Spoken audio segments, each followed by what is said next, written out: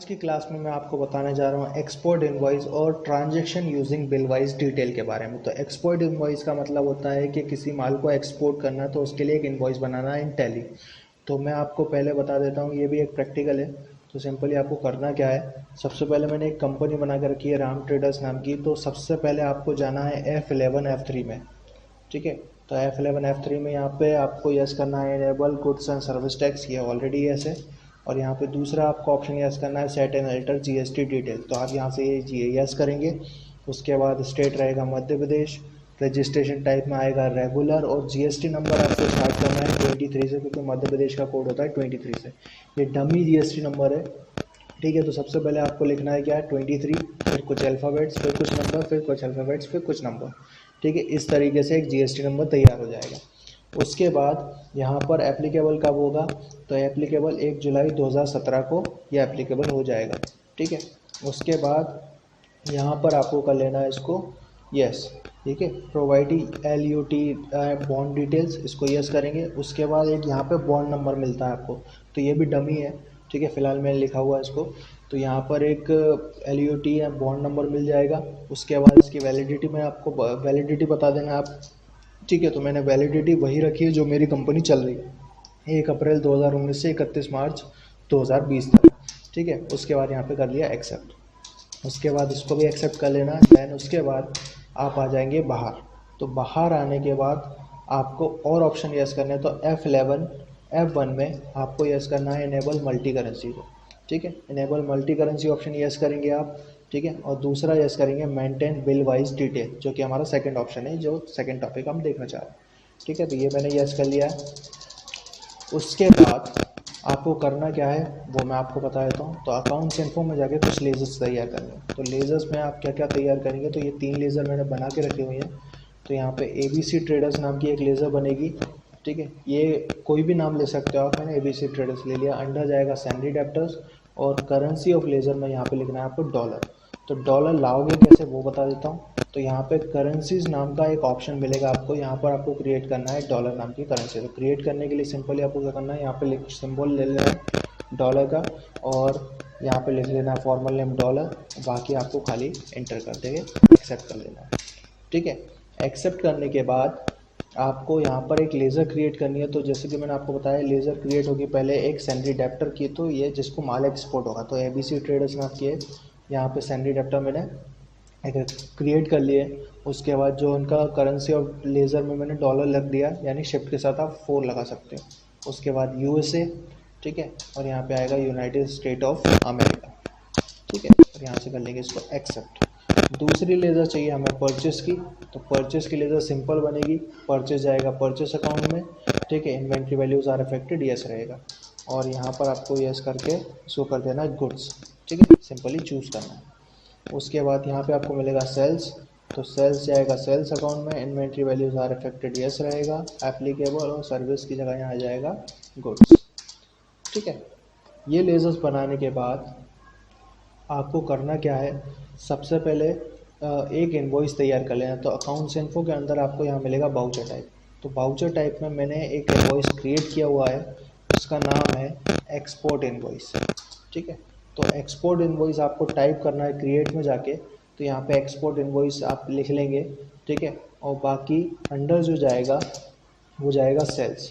ठीक है, सेल्स में डालना है आपको। उसके बाद यहाँ पर जाएगा ये ऑटोमेटिकली मैनुअल, यानी मैनुअल की जगह मैं कर लूँगा यहाँ पे ऑटोमेटिक। उसके बाद नंबर्स जो आपको चाहिए वो ऑटोमेटिक चाहिए, method of voucher numbering automatic. ठीक है, तो सेल्स में इसलिए डाला है क्योंकि हम एक्सपोर्ट ही करना चाह रहे हैं सेल्स के लिए। ठीक है, सेल्स करके हम एक्सपोर्ट कर रहे हैं। और प्रिंटिंग वाउचर आफ्टर सेविंग, तो यस रहेगा ये। और उसके बाद यहाँ पे कर लेंगे एक्सेप्ट।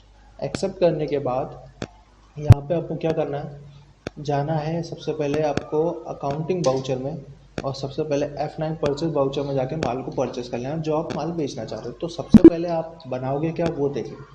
तो इन्वेंट्री इन्फो में जाना, और यहाँ पर पहले एक ग्रुप बना लेना मोबाइल नाम से। ठीक है, तो यहाँ पर ऑलरेडी मैंने बना के रखा हुआ है मोबाइल नाम का ग्रुप। तो सिंपली आपको लिखना मोबाइल है, और अंडर लिखना है प्राइमरी। ठीक है, ये प्राइमरी हो गया। ठीक है, यहाँ पे कोई डाउट नहीं होना चाहिए आप लोगों को। ठीक है, उसके बाद यहाँ पे यूनिट ऑफ मेजर बना ली। तो यूनिट ऑफ मेजर में मैंने एडिटर में साइट बना लिया, ठीक है। इसके बाद मैंने यहाँ पे स्टॉक आइटम बना लिया, तो स्टॉक आइटम में मैंने बना लिया यहाँ पे नोकिया 5, ठीक है। अंडर मोबाइल यहाँ पे आएगा सेट, और यहाँ पर जो set and alter GST detail इसको आप यस करेंगे।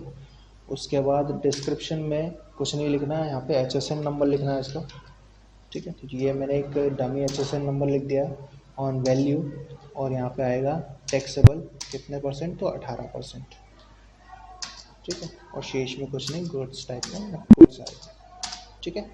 ये आपका टैक्स हो जाएगा। अब इसको परचेस करना है, तो परचेस कर लेते हैं पहले। तो अकाउंटिंग वाउचर में यहाँ पे परचेस इनवॉइस में परचेस करके बताएगा आपको, ठीक है। तो यहाँ पे कैश में परचेस कर ले रहा हूँ मैं, यहाँ पे परचेस, यहाँ पर जाएगा नोकिया 5। ऑर्डर नंबर में कुछ नहीं करना आपको, लोकेशन लेनी है मेल लोकेशन 5 सेट पर का रेट 12,000 रुपये, ठीक है, यानी 60,000 रुपये, और यहाँ पे कर दिया एक्सेप्ट। एक्सेप्ट करने के बाद अब बात करते हैं हम एक्सपोर्ट इनवॉइस पे, जिस पर हम काम करना चाहते हैं। तो एक्सपोर्ट इनवॉइस में हम क्या करने वाले हैं, इंटर किया मैंने यहाँ पे, तो एक्सपोर्ट इनवॉइस में यहाँ पे मैं F8 कर रहा हूँ।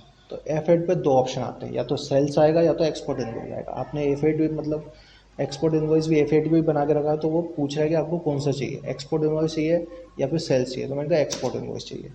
उसके बाद यहाँ पे रेफरेंस नंबर, ठीक है, पार्टी अकाउंट में एबीसी ट्रेडर्स, यहाँ पे डिस्पैच नंबर दे देंगे उनको, ठीक है। उसके बाद बिल ऑफ लेज़र, तो यहाँ पे एक नंबर दे दिया मैंने, ठीक है। ऑर्डर नंबर, तो ऑर्डर नंबर की ज़रूरत नहीं पड़ेगी यहाँ पे। उसके बाद यहाँ पे यूएसए का एड्रेस आ रहा है ऑलरेडी, ये सब हमारे पास आ रहा है। यहाँ पे आ जाएगा सेल्स और नोकिया 5, ठीक है। यहाँ पे मैंने क्वांटिटी दे दी 4 सेट, पर का रेट मैं डॉलर में देने वाला हूँ, तो यहाँ पे डॉलर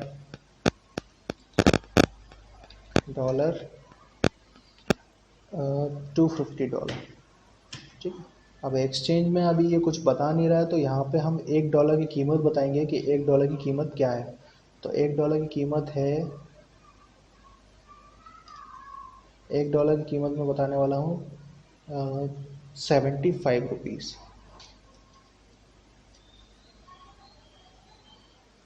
ठीक है। 75 रुपीज़ स्लैश यहाँ पर आ जाएगा डॉलर, ठीक है।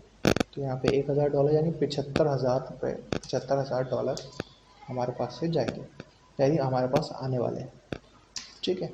उसके बाद यहाँ पे प्रोवाइडिंग जीएसटी डिटेल आप कर लेंगे यस, तो मैं यहाँ पे प्रोवाइडिंग जीएसटी डिटेल आपको बता दे रहा हूँ, तो यहाँ पे आप इसको यस करेंगे। उसके बाद यहाँ पे शिपिंग बिल नंबर बताए हैं, तो यहाँ पे शिपिंग बिल नंबर मैंने दे दिया, ठीक है। ये एक बिल नंबर दे दिया मैंने, डेट दे दी 1/4/2019 की, ठीक है। और पोर्ट कोड दे दिया मैंने यहाँ पे, तो एक 4 डिजिट का एक कोड दे दिया मैंने, और यहाँ पे इसको कर लेंगे एक्सेप्ट। एक्सेप्ट करने के बाद यदि आप प्रिंट करना चाहो तो यहाँ पे आप यस करेंगे, तो यहाँ पे प्रिंट दिखाएगा। तो अभी फ़िलहाल मैं इसका प्रीव्यू करके दिखा देता हूँ आपको। तो बैक किया मैंने, display day book export invoice, और यहाँ पे अल्टर के साथ P, यहाँ पे प्रिंट प्रीव्यू, ठीक है, यस कर दिया। तो यहाँ पे आपको एक प्रिंट प्रीव्यू दिखाई देगा। तो मैं इसको जूम कर लेता हूँ, तो ये जूम करने पर कुछ ऐसा दिखाई देगा। तो ये है एक्सपोर्ट इनवॉइस, ठीक है। इसके बाद मैं सेकंड आपको बताने जा रहा हूँ transaction using bill wise detail.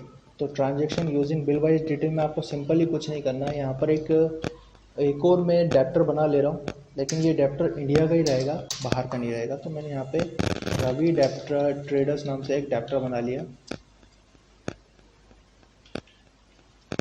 ठीक है। ये जाएगा सैलरी डेप्टर्स में,